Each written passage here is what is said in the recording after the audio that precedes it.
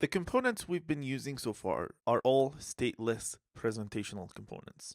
We used the function syntax to create these components. We call them stateless because we can't use the React state with these components. So if the component doesn't need state, this syntax is the way to go, just a simple function. But let's assume that this component is going to need some state. In fact, let's put it in practical terms.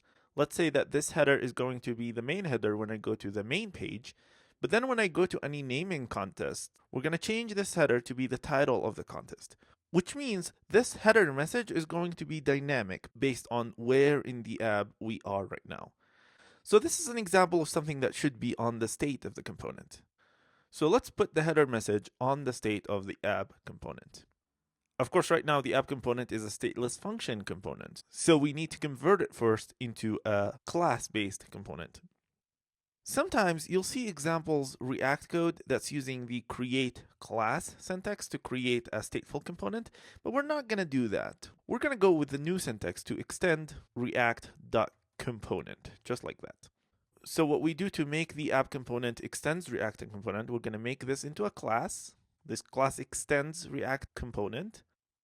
I'm going to cut the return code here. Inside the class, we define a render function, and this render function will return the markup that we had so far. So let's make sure this is working. And now the app component is using the other syntax, which allows us to introduce state on the component. So only use this syntax if you need to introduce state, or if you need the lifecycle methods of the component, which we're going to talk about in the next movie. If you don't need either state or lifecycle methods, just use the stateless function component syntax. So we're now ready to introduce a state.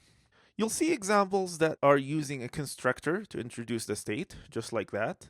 Here's a state object. For example, we would have a property on this object, and then we can use it anywhere here inside a variable. In this case, we can do this.state.test. And that would read the 42 value that we have on the state. However, since we configured stage 2, we can actually use a class property instead of having a constructor, just like this. And this would be equivalent to what we did before. Test. So this is a much shorter syntax, and we're going to go ahead and use it. Now what I want to put on the state is the header message. So let's call this page header, and this starts as naming contests, the current header. And now to read this here, instead of passing in a string, we're going to pass this .state.page header. Let's take a look. So now this string is coming from the component state, and we have control over it. In fact, take a look at the React DevTools. If you go into the app component, you'll see that there is a state section here, and it has the page header property.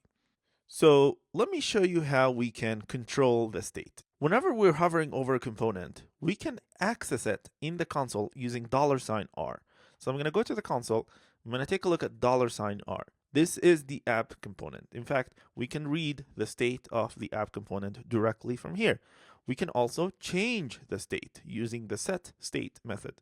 So what I'm going to do is I'm going to change the state, and I'm going to replace the value for page header to something else. And once I hit enter, React is going to detect this change in the state, and it will re-render the DOM for us.